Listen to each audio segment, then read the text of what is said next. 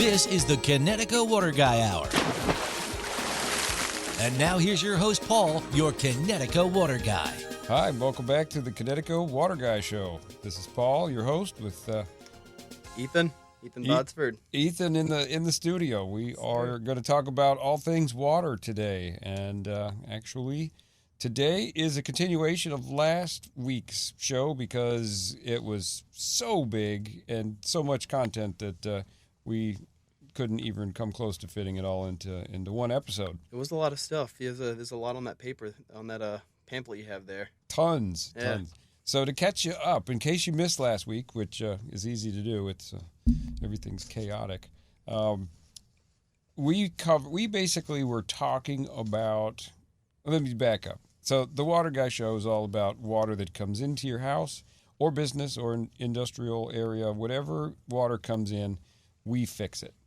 So there's a lot of questions and a lot of concerns and things to consider before you make any decision going with a water treatment company. So, and we talked about this in the last part of it, but I started as a customer years ago, so I get it. I know exactly what goes through everybody's mind, and I was probably the worst customer because it took me literally years to kind of finally pull the trigger on it. But it's one of those things I've learned since I started doing this. I've devoted my entire career and life to this since middle of 2015. But there's things that I have learned along the way that I want to share. Things that I hear, things that people have regrets about, that I just want to kind of run through these to make sure that if you are considering improving your water, that you consider all these different aspects before you actually commit to somebody.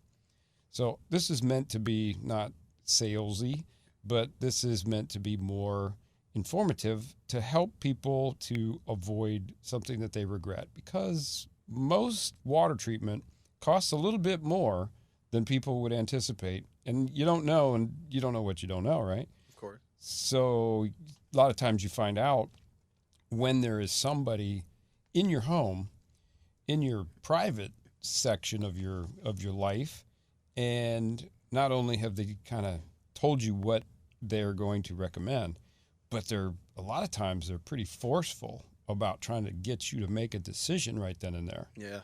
So, because that's how, unfortunately, that's how this industry primarily is. And our office, our business does not operate the same as the other folks. So that's why it took so long on the last episode to try to run through some things that you need to consider, because there's just so much. So I'm not going to rehash the last episode, otherwise this will go on for infinity. But we talked a lot about why you would want to choose Connecticut Advanced Water Systems right here in Richmond, Virginia.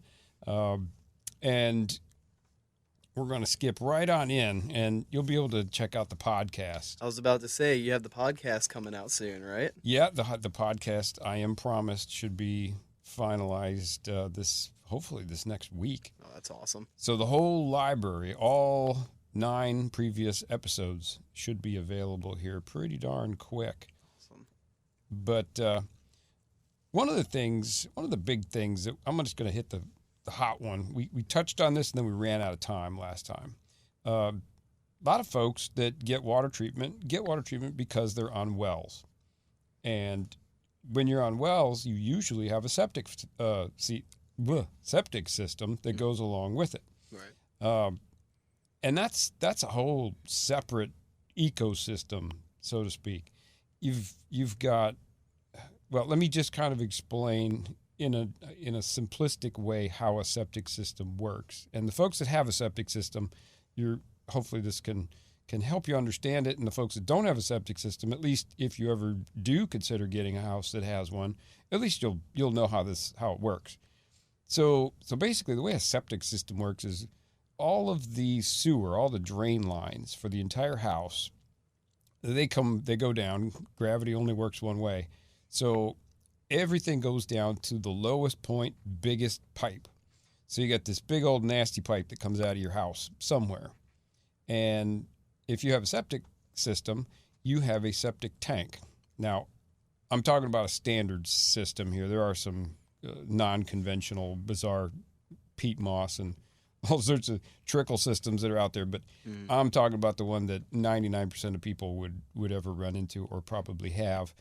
So the very first place that this big old nasty pipe goes is this container. It's basically a big box. It's where all the solids go. It's where everything goes. And what ends up happening is the water gets flushed, goes down the pipe, goes into this big box, and the stuff that's heavier, the solids, basically go to the bottom. And those accumulate. And they don't just sit there and accumulate like trash, where you just have to, it fills up and pretty quick, and then you have to get it emptied. There's actually, I said, an ecosystem. It's really what it is. You've got bacteria in there that are actually digesting and breaking down a lot of these solids. So that's how a healthy solids section of that would work. But the reason that that's important is because the solid stuff tends to drop to the bottom, and then every 5 years or more often, you need to have your septic tank pumped. So a lot of folks have heard that term. And basically that's what they do. They come out there, and after so many years, you've got so much debris down in the bottom of that tank. It just needs to be cleaned out so that you can start to put more solids back in there. And you can go 5 years, good rule of thumb. Okay. There's some municipalities that make you do it more often, but the reality is you just don't want it to fill up. Right. Because this box, the solids are in the bottom. Well, the top of it, you've got a lot of liquids going in there. And the liquids end up going out through these think of them like octopus arms. That's the easiest way to think about it. Yeah. And they're at the top. So the liquid, the stuff that's pretty much just juice, ends up going out there and going into your drain lines, and it goes into the soils. So that's kind of how a septic system works. It just kind of ends up, liquids go into the leach field somewhere, and the solids go in the tank, and that's how it works. So you don't want to mess this thing up, because a septic system, the last one, I just ran into a guy last week, and I think he said it was $35,000 to redo his septic. That's crazy. So you don't want to mess this up if you can avoid it. Yeah. So where I'm going with this is that if you have water treatment, almost every single piece of water treatment that actually works has some sort of drain where it's either going to backwash contaminants and kind of run them down a drain line, or in the case of like a water softener, for example, there is salt water that is used to clean the softener periodically and flush that stuff down the drain. So if you have a septic system, and this is going to get me in some trouble with folks that are in the septic business, but they have a standing rule that nothing should go into your septic system. And, that's not reality. Right. In a lot of cases. You can't just dump your stuff out in the yard through the wall. It's just unsanitary. It's worse than that. Sometimes you've got just some nasty stuff it really just needs to be contained, and the solids drop out, and you pump it out like you would with all the rest of the waste. But softeners get a real bad name with the septic people, and they say, "Oh, never put a softener into your septic." And the reason that they say that is because almost every water softener that's out there, they all use salt, but almost every single one of them uses 2 to 3 times more salt than it actually needs. That's the kicker, because you got to think about, a lot of salt drums hold 250 pounds of salt. Right. So if you fill that drum up every month, when really it should last you 3 months, all that extra salt ends up going down the drain, literally. So that salt it's not exactly ideal to put salt water and salt in a septic system because of the bacteria. Right. They don't really like the saltwater environment. So that's the main reason why there's a lot of objection to putting the softener into your into your septic system. I have heard some other folks say that they're worried about the salts crystallizing out in the leach field, which, if that happens, you've got a ridiculous amount of salt and contaminants coming out. So that may be a special case. Yeah. But that is something you definitely want to consider before you just sign up for one of the more, what we call economical, conventional water softeners, because they do use 2 to 3 times more salt. I personally have a septic system at my house and have been running my softener. Of course, I have a Connecticut, so I don't have the problem. What?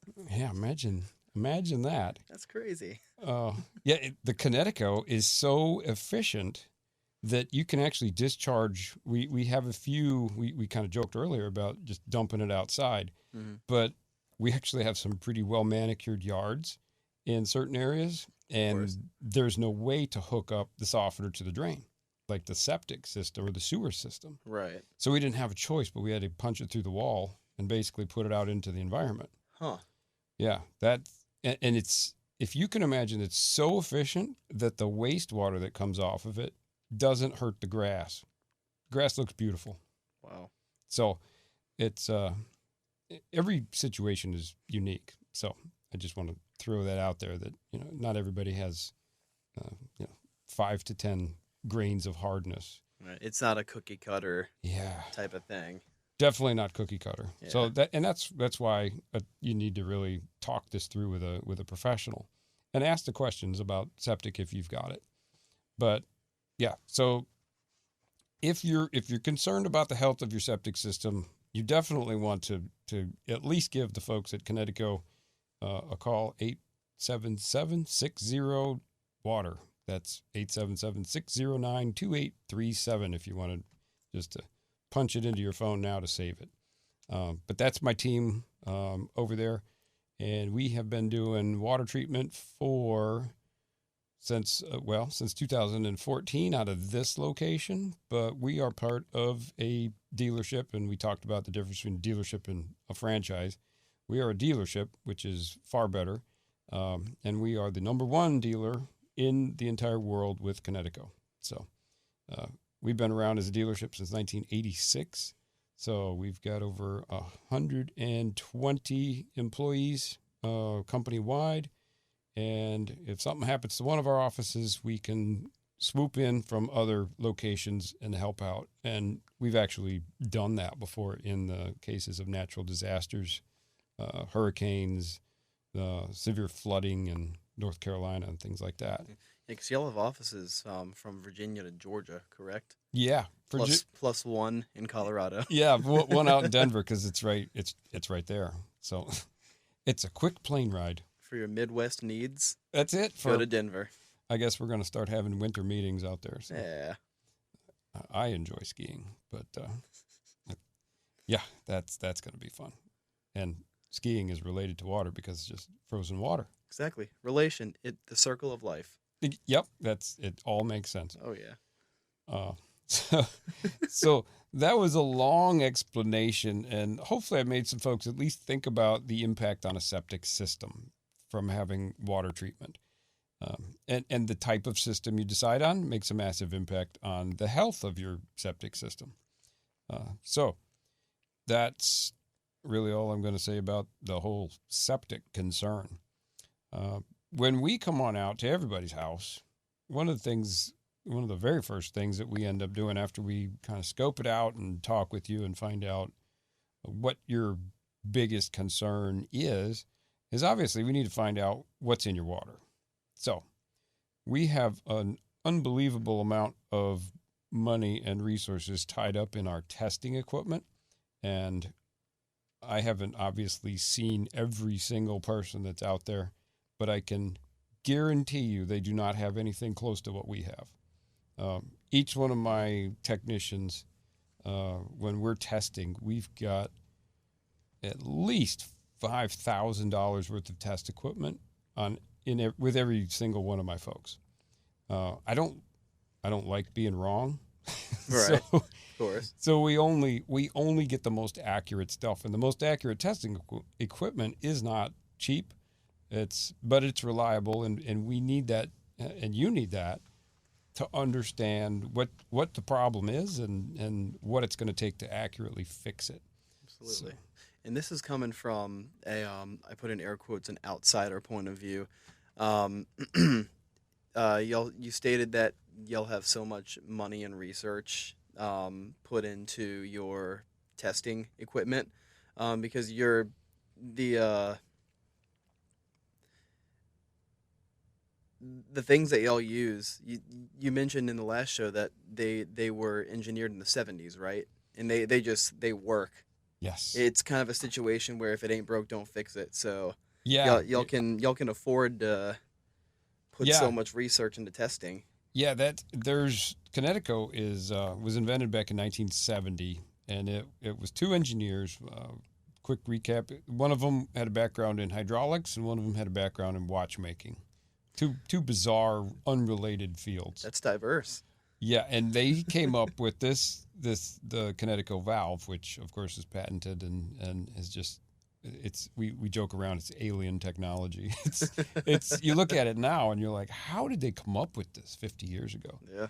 But they did, and they nailed it so well. They had this so perfectly figured out and thought through by the time it actually got turned loose that it's the same design as it was back in the 70s. So we can go out there and we get calls, in this area, in the Virginia area. The oldest Kineticos that we run into are 25, maybe 30 years old.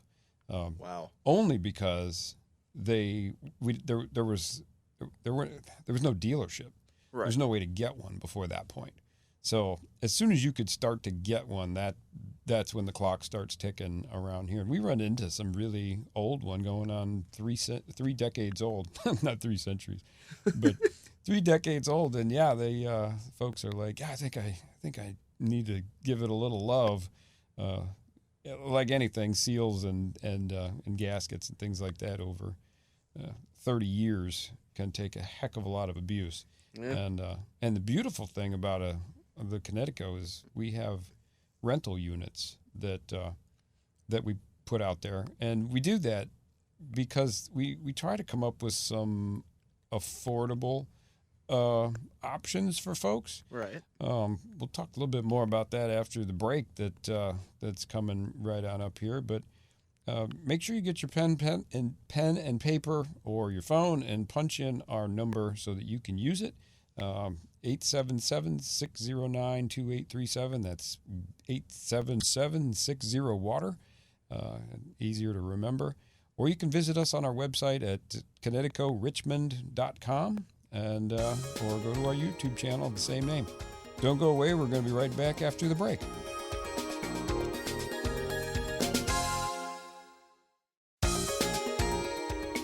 All right, we are back from the break. Thank you for joining us again here.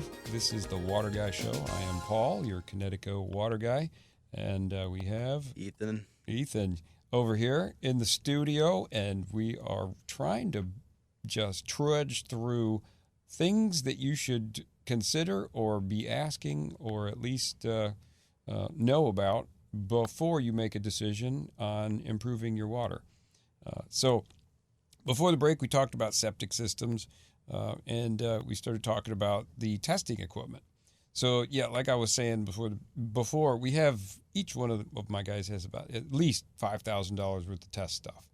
And that's important because the equipment only works as well as it's set. And if we're not accurate, then things don't work the way they're supposed to. Of course. Or the other way, if you're so if you estimate so high that you're not even close, then you start impacting things like the septic system because you set your equipment so much higher than it really should be or needs to be that you burn through extra regenerants like salt or peroxide or potassium permanganate or all sorts of other bizarre things that you might be using, and they end up, of course, going into the sewer, which if you're on a septic, that's not ideal. If you're on a sewer, a city sewer, that's not that good either, because those things end up going down to the city, and they cause all sorts of problems with processing sewage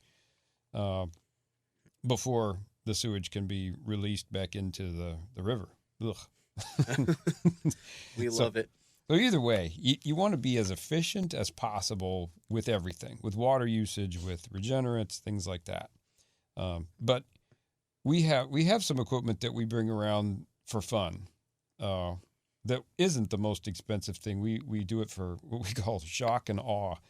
I think I know which one you're gonna mention here in a second. Yeah. We have this one. It's like for all of you that are listening and you have county water or city water, we have a test kit that we test your chlorine with, and it has a range on there, and we test it, and you can clearly see it change color, and it matches up perfectly with this range, and it's the ideal range. But the funny part about it is that it's ideal because this is a pool and spa test kit. Good old swimming pool test kit.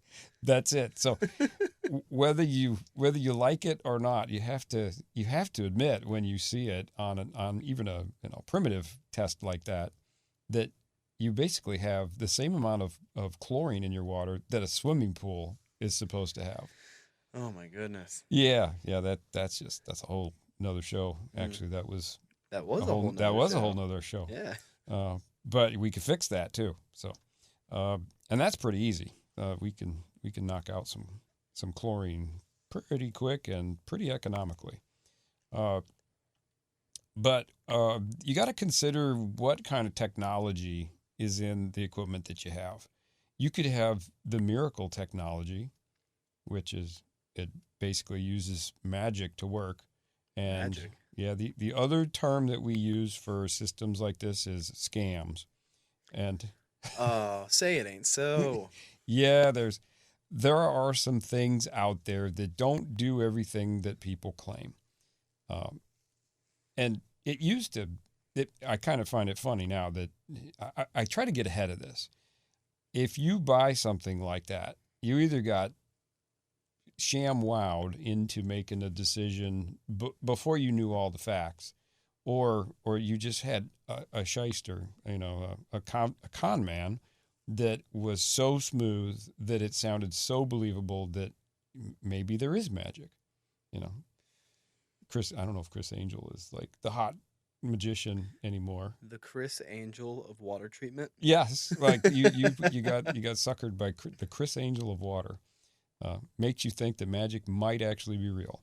So don't get suckered into that stuff. It's good to ask questions. If you're dealing with a good, reputable company, you can absolutely ask, how does this work? What's its lifespan? What can go wrong? What kind of maintenance do I need to know? Does the warranty cover everything, or is it just specific things? I need to know what the details are. Because once you really peel back the layers of the onion on a lot of these things, it's very shocking when you go, oh, it's got a lifetime warranty, and then you find out, well, the lifetime warranty, for example, is the tank itself. The tank is warranted forever. It's never going to stop being a tank. So It's true. That is true. And yes, these tanks are designed to last a very, very long time. But the tank just holds all the stuff that actually does all the work. So the warranty on that tank is not the limiting factor. It's all the stuff inside it, and it's all the things that control it. You need to understand what it is that you're truly getting for your money. The Kinetico, like we said, was invented back in 1970, and a watchmaker and a hydraulic engineer got together, put their heads together, and came up with the non-electric technology, which is awesome because the Wi-Fi and internet has changed significantly since 1970. That was a joke, because I remember I was at NC State in the very early 90s, and we didn't even have internet. We had, I remember there was just crazy, the very beginnings of it. I was about to say, that was kind of like the early developments of it, right? Yeah. Yeah. I'm thinking, because when I was in engineering, and we had to hand draft. We had to draw everything by hand. Oh my gosh. That's just ridiculous. Yeah. And that's because there was not an option. They didn't have AutoCAD. Right. I know. I look back and I'm like, man, I really packed on some years here. But yeah, when I was in school, we didn't have AutoCAD. Back in my day. Back in my day, and that was like 25 years after Connecticut was invented. So Right. it's cool how they had the forethought to think of something that doesn't need to reinvent itself every single year to stay relevant. It just needs to work. Right. I was thinking, sometimes I think when I'm driving around, it gives me a lot of pondering time. Folks are like, how did you get to be successful to where you are now? And it's not a difficult thing. You do what you say. That's it. You just do what you say you're going to do. Yeah. You don't have to add everything in there and you have to do it better or you have to do it cheaper. That doesn't matter. If you do what you say you're going to do, that's it. That's all you have to do. Right. Don't complicate cornflakes. So that's exactly what Connecticut, they ferreted this out way back at the beginning. They're like, this could be far better, and there's really no need to ever change it, because until the basics of chemistry change, which doesn't typically happen, this is going to work for as long as there are materials on Earth that can do this. Of course. So yeah, it's pretty cool. They've got the non-electric, which is wonderful because you could use it on if you have the ability to give even a minimal amount of pressure, like the Amish communities are big with I think up in the Pennsylvania area with Connecticut's, because they don't have like pumps and things like that in these areas. Right. But they have water tanks up in the air, and if you get the water high enough, basically you can hand pump it up into there, and gravity will deliver the water pressure. Huh. So that's kind of how most of the pumps, most of the water pressure on city water. That's why you see a water tower way up in the air. Right. So it's just gravity that's shoving that stuff down, but they do it on a smaller scale, and even doing it by hand, you can get enough pressure to operate these systems. So yeah, there's no batteries. It was kind of funny. I had a customer just yesterday that was wondering about our Wi-Fi and our monitoring systems, and I just looked right at him and I said, look, if we want to do the economy system, absolutely, that stuff is all part of it. And he kind of looked at me sideways like, I don't understand. Why would the economy system have better technology? And I said, because it's always a problem. The monitoring, it's one of those bells and whistles they threw in there for the ShamWow effect. Right. You don't really need it. It's not going to make it work any better. Right. It's just going to give you visibility of what this thing is doing. If you really need to know, or if you're curious, maybe today I don't want perfect water. You can adjust that from your phone, but it doesn't work that way. You want it to work all the time. It's like your water heater. Do you ever sometimes think, maybe I'll take a cold shower today? No, unless there's some unusual people, I shouldn't say weird, but unusual folks out there that actually like to randomly adjust the temperature of their shower. That's one of those things. I love it to be consistently very hot. So keep it simple. But simple doesn't mean cheaper. Simple means better. So Of course.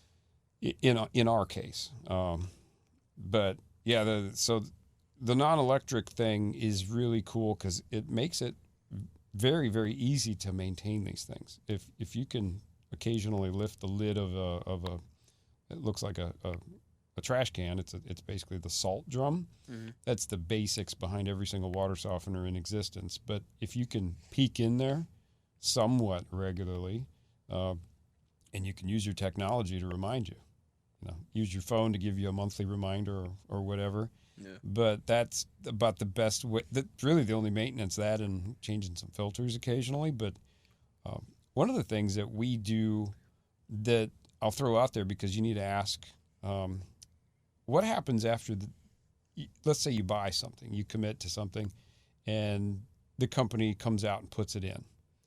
Then what? Is it on you? Do they basically hand you the keys like a car and say, hey, good luck with this? Or do they have service or some sort of, recurring training or something? Anything to tell you what to do and to show you that it's working properly. You're right. So all of our stuff, we are the first year of ownership is including what we call salt and filter service regularly. So it's a pretty cool thing. Sometimes it bites me in the behind. I made the mistake of putting of honoring that on a I'll just say it, Colonial Williamsburg. They have these systems that are down in the basement, and these are 25-year-old Connecticos, and they've got like all these buildings and all of these Connecticos down in there, and they're only going to change out like a couple at a time, just because it's easier budget-wise to do that. And they don't really need to be changed out, but some of these have, heck, when you're 25 years old and people have been accidentally whacking you with a hammer as they walk by, things eventually are going to need to be replaced. Right. But basically, I said, yeah, you get your first year of salt and filter, including salt, for free. Well, I figured, maybe they're going to go through a drum of salt maybe every 3 months or so. Well, they're going through a drum of salt about every 3 days. So, yeah, that was one that Wow. I'm like, okay, no more free salt for anything that's non-residential. But for all of our residential folks listening, we take care of that first year for you, including salt, because we want to know how much salt you're going to use. Everybody wants to know that. They get their system, and their very first question is, well, how much salt is it going to use? I have a prediction, but I won't know for sure unless we have some time and a chance to study it. So we give you your first year. We check in periodically, and we make sure that everything is working the way it's supposed to. And then at the end of that first year, then we know very accurately how much salt you've used. And we can come up with a maintenance plan that all you got to do is just say yes, and we have everything from a monthly visit all the way to once a year. And it's truly customized, and it was really one of those things that we designed because we want everybody to be taken care of, and we want to do it as efficiently and low cost as possible. Right. So it's one of those things that it's really good. The first year is, there's no stress. If any questions come up, we address those, and we put eyes on it regularly. And then at the end of the first year, we hand the keys over to you at that point. And if you want to get signed up for a maintenance agreement, then we know, you're not going to spend too much, and you're going to get what you need to keep everything working the way it's supposed to. So ask the question of what are the service plans for this stuff that I'm about to invest in? So there's some other differences that are out there. The Connecticut has 2 tanks. That's what really makes them famous. 2 tanks and no electricity. And the reason that they have 2 tanks, and usually these tanks are smaller than most of the traditional stuff that's out there, but the reason they have 2 tanks is because on almost all setups, your house is running on 1 tank, and the other one is sitting there waiting to be turned on. It's all fresh, clean, ready to go. Because remember, Connecticut doesn't have electricity, which means they have no idea what time it is. And for those of you that have had some sort of system that cleans itself at midnight, 1, 2 in the morning routinely, they do that because when they're in that process, they have to put your house into a situation where you get raw water past it because there's only 1 tank. Right. So they try to do it when you're sleeping. Well, that's not a good plan if your bedroom happens to be right over the unit. Right there. You don't sleep very well at 12 to 2 in the morning. Yeah. So, we have systems that that don't know, they don't care what time it is. They will give you conditioned, clean water 24/7, and they'll actually count the gallons that are leaving that particular tank, and that's kind of where the watchmaker comes in, because the gearing and the turbines that actually they keep track of all the water that exits, and after a certain number of gallons goes by that we set because we have the most accurate testing, then the system knows, hey, switch over to the second tank and clean the first one. We'll talk more in detail about that after the break here, but don't go away because I know this is riveting. There's more to the Water Guy Show coming up in just a minute or two. Go ahead and write down the 877-60-WATER or Connecticut Richmond, and check us out during the commercials or listen to the commercials. Thank you.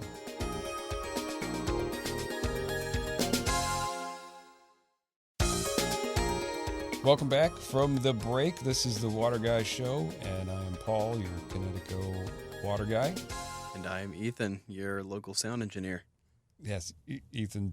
He jumped in a bind here because really it gets weirdly boring sitting in the studio talking without anybody talking back for almost an hour nonstop. So I'm happy to talk water treatment with you any day of the week. Yeah, Ethan actually invited himself in a great way into the show, and I'm so glad that he did, because it gives me a little bit of a breather and a break, and it keeps me from going insane. So thank you for being part of this. Happy to help. But Ethan doesn't have any background in water treatment, so it's very helpful to kind of hear, and refreshing for me to see somebody that really can ask the questions that I just sometimes, you don't see the forest because of the trees, because we've been down this road so many times that it's good to get the perspective of somebody that really has never gone down that road. Right. It's really easy to forget that, oh yeah, not everyone knows what this is. Yeah. So he slows me down. He throws the reins on every once in a while. Lets you water it down a little bit, pun intended. So, all right. So we're in our final segment here of the important things to know about or consider before you commit to water treatment. And this is kind of long, but there's a lot of stuff. And it is, I used the word investment before. Water treatment is an investment. It's not a cost. Right. As long as you make the good decision. So if you jump into it because the person that came out to your house didn't even own a test kit, but he ShamWowed you into the magic wire. The magic wire. Yeah, and if you're in Williamsburg, stay away from the magic wire. It does not work. Anyway, that don't get suckered by somebody that's smooth talking, that seems to have something that doesn't really make a lot of sense, but they make it sound like it makes sense, just as long as you give them some money. So, yeah, you want to make sure that you are getting something that is reputable. You want to make sure that you feel good about the service that goes into the maintaining it and long term. But the investment part of it, if you invest in something, and I have been beating my head against the wall to try to remember the name of the company that I tried to erase out of my head. I must have done a really good job because it is really gone. But there are some folks out there that, I actually respect competition. I do not respect scams. I don't respect people that are out there to try to make as much money and take advantage of people.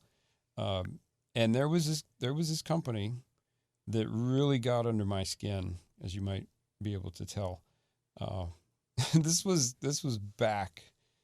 I've even put the dates, purged them from the memory here.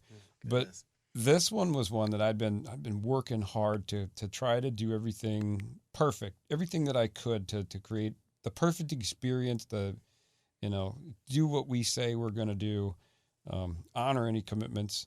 And this, we have real warranties. We got Connecticut it's been around for over 50 years. They put 10-year warranties on their premium equipment.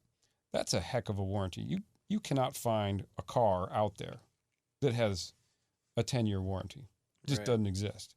So 10 years is a beefy warranty. And this joker was offering a 15-year warranty. Now, here's the kicker. He'd only been in business for like a month in this area. So that's bold. That is bold. Yeah, I think that you are a fool if you are listening to somebody that has a warranty that is longer than they have been in business. Right. Because that's not how it works. You have to be able to show that you're going to be around to honor that warranty. Because I see it all the time. But we'll fast forward through that story. 24 months after this guy had set up shop, poof, he folded, disappeared. And then we had all these customers that were looking for help. And of course, it was a mixture of some magical stuff. And he was really a smooth talking dude, but he got under my skin because I don't use high pressure sales at all. Right. I hate that.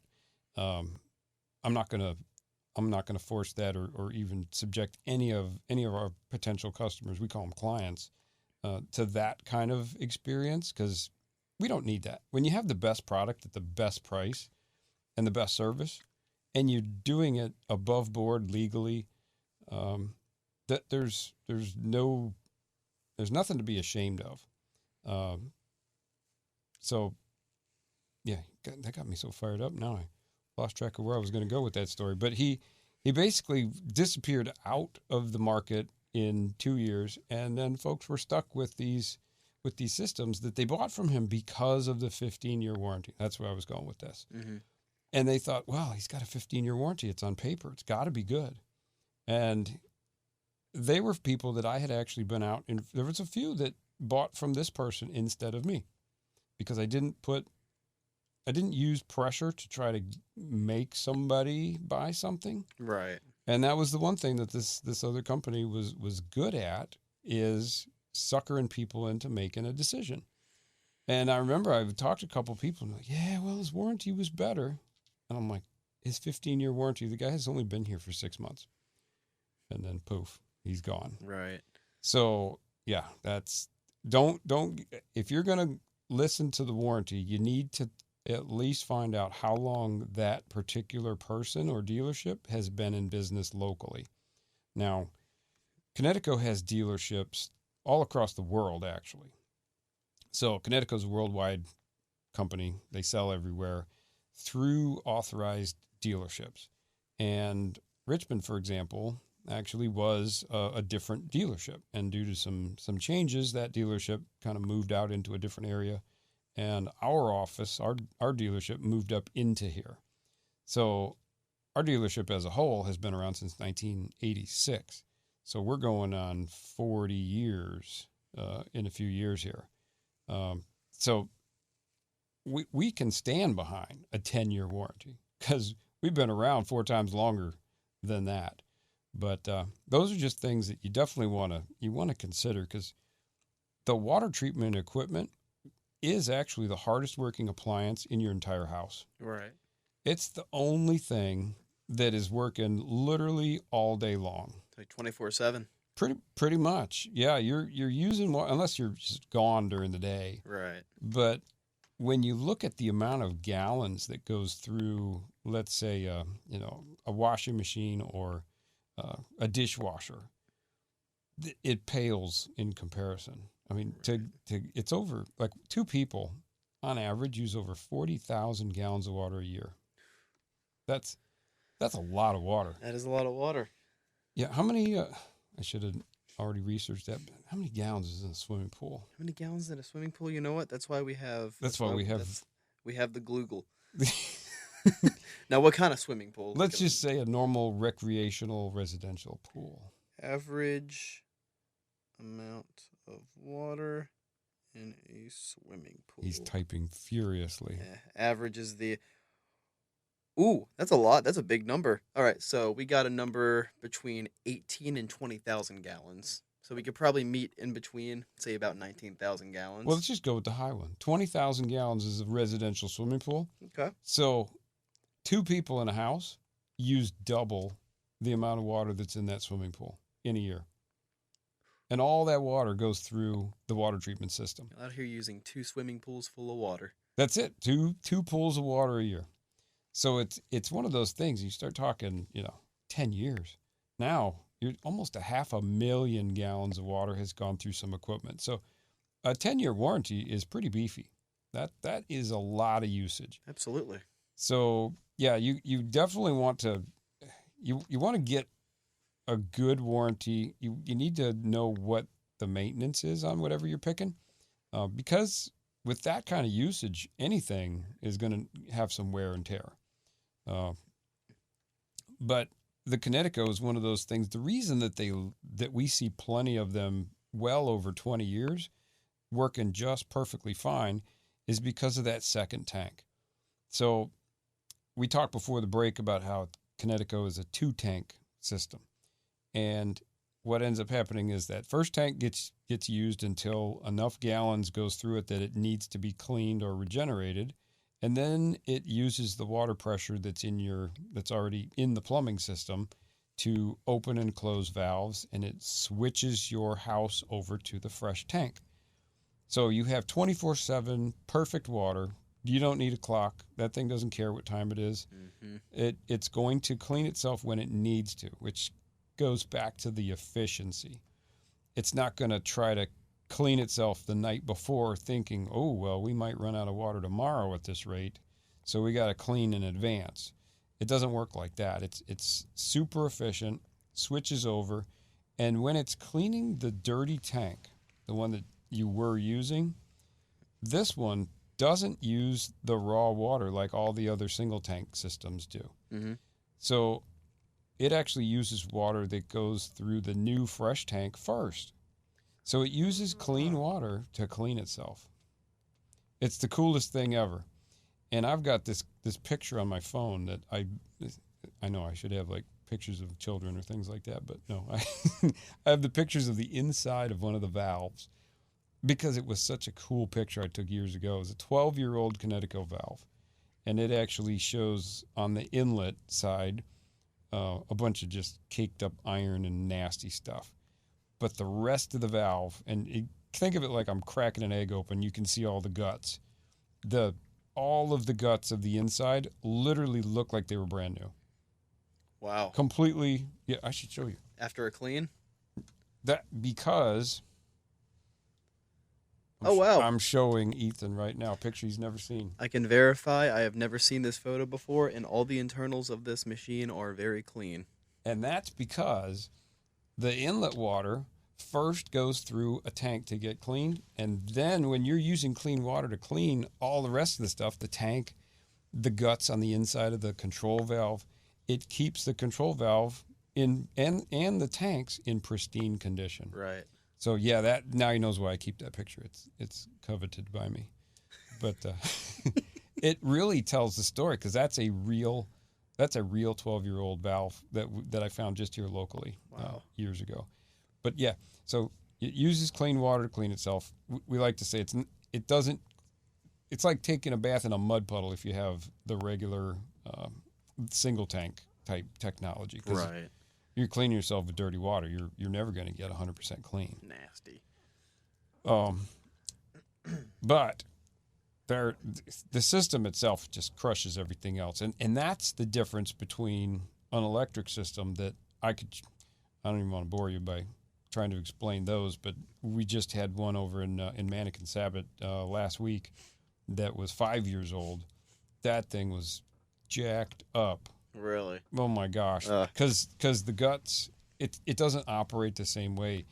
It's got dirty water going everywhere. Oh. So the whole inside of the valve looked like the inlet of that picture I just showed you. It was just caked up. And once you start plugging up, inlets and openings and things like that, it doesn't work the way it's supposed to.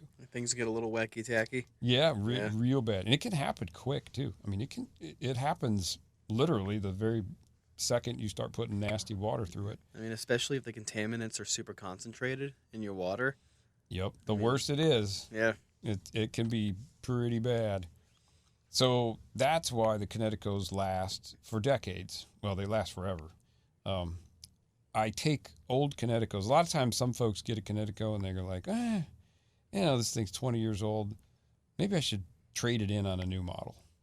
And I'm like, you can absolutely do that, or I can overhaul it and rebuild it, and we overhaul and put a lot of them right back into service. Mm-hmm. But we do have a lot of folks that, they say, I just want it to be shiny and new, which I get it. Yeah. You don't want the same old Camry forever. Start on a new leaf. At least get a new one. Hey, those old Camrys and Corollas, they look pretty good though. They do, and I use those because it seems like they run for a long time too. Oh yeah, that's a great analogy. But they, So when we trade somebody in, I end up actually taking those units back and doing a complete overhaul on them anyway, and I turn them around and I use them for rentals. Oh wow! Yep. Okay. So they don't go in the landfill. Unlike all the if you look at our dumpster, when they dump it, the guy that drives the big old dumpy truck, he gets so mad because he's like, "You've got all these tanks in there." I said, "Yeah, I know. Just dump the tanks. That's what happens when you buy electric." Yep. So you can't do anything with those. They're shot. You throw them in the garbage, right? Which means they go to the landfill and they go into the landfill juice, which was another episode. Juice. Yeah, you don't want to continue to pile things into a landfill if you don't have to. And the Connecticut, unless the kids had a BB gun fight in the garage and they literally shot holes in something, we can rebuild these things almost infinitely, and put them right back out in service. And that's good. It's good for the environment. It's good for folks that are looking for something that they don't have to. You don't have to invest a bunch of money in a rental. Right. It's obviously I don't have that much tied into them. The trade-in is kind of minimal, and we can make them work. They're going to give you the exact same water as a brand new unit. They're just not as pretty. Right. So a little seasoned. Yeah, a little character. Yeah. So yeah, we've got rental units, and you can always. The beautiful thing is most of these rental units are the same size as the ones that are out there now. So if you have a rental and you decide down the road, you know what, I wish I'd have bought one. We can pull that thing out and swap it out with a new one, and presto changeo, and there's no install fees or anything because it's set up. Absolutely. So we've got solutions for just about everybody. We are licensed and insured. Which is big. I say everybody likes to say that, but there's a lot of licenses and there's a lot of insurance that goes into, there's business insurance, there's workers' comp insurance, there's vehicle insurance. Really, the only one that's required is workers' comp.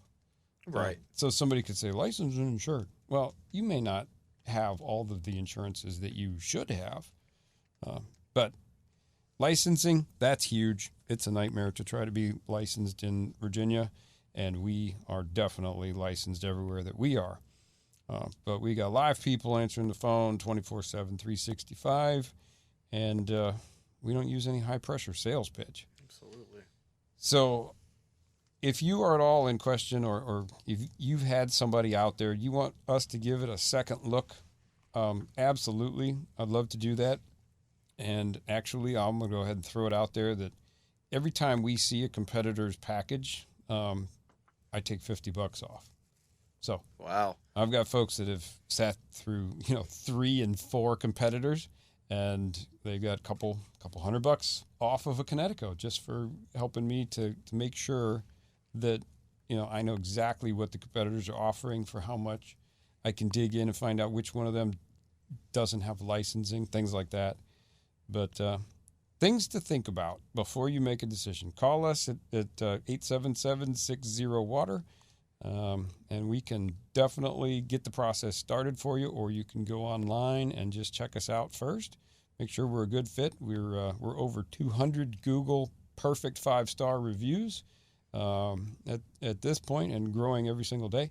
And we look forward to hearing from you, and give us some ideas for future content. But we'll be back next week on the Water Guy Show.